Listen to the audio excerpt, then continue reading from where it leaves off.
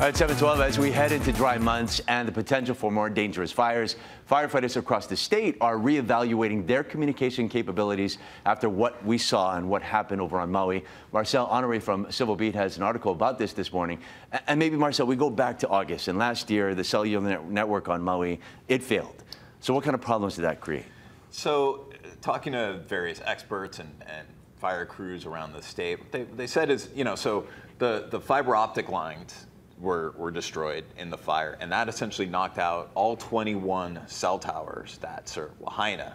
So the Maui Fire Department was able to, those crews, those first responders were able to continue communicating via radio, which is actually their preferred method, but they didn't have the backup of a cellular network to communicate. It did cause some issues where they weren't able to communicate with police and fire and coordinate a little better. So something else that you noted in the article is also being able to track where the different vehicles are, exactly, which is something that's very beneficial. Okay, something else that we need to mention, maybe just give people out there a little sense of what it is, FirstNet, and how it would have played into things. So FirstNet is basically a separate cellular network that was created after 9/11. It was something that came up where first responders need their own separate channel apart from commercial cell users, especially in the middle of an emergency when everybody is talking back and forth and that traffic is so heavy that they have their own particular channel. This was made available in Hawaii initially in 2017. It was dubbed to be like a game changer. This is going to save lives. Interestingly, not all of the islands, so 3 of the 4 counties they opted not to join FirstNet, and Maui actually was not on FirstNet.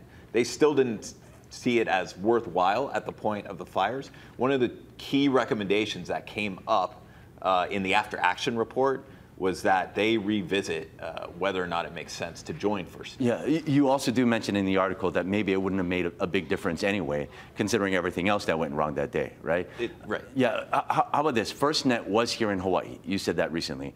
What was their concern level, or what were they looking into specifically with us here in the islands? Yeah, so this was one of the more interesting things that came out of this reporting, is that the board of this national group for FirstNet, they were so concerned and, with the conditions after the fire, even though Maui wasn't part of their network at that time, that they came out, they met here on Oahu with all the main first responder folks and basically discussed what do we need to do, what are our capabilities, and how might we need to either change or improve the system. So, some of the ideas that came up were whether or not you put like a Starlink system on all of the cell towers, so even if the fiber optic network goes down, you still have at least some limited satellite capability to have a network. And the reason why the network is even important to begin with is it opens up all these other new software and communication potentials beyond just the regular oral back and forth on a radio. Yeah, also interesting,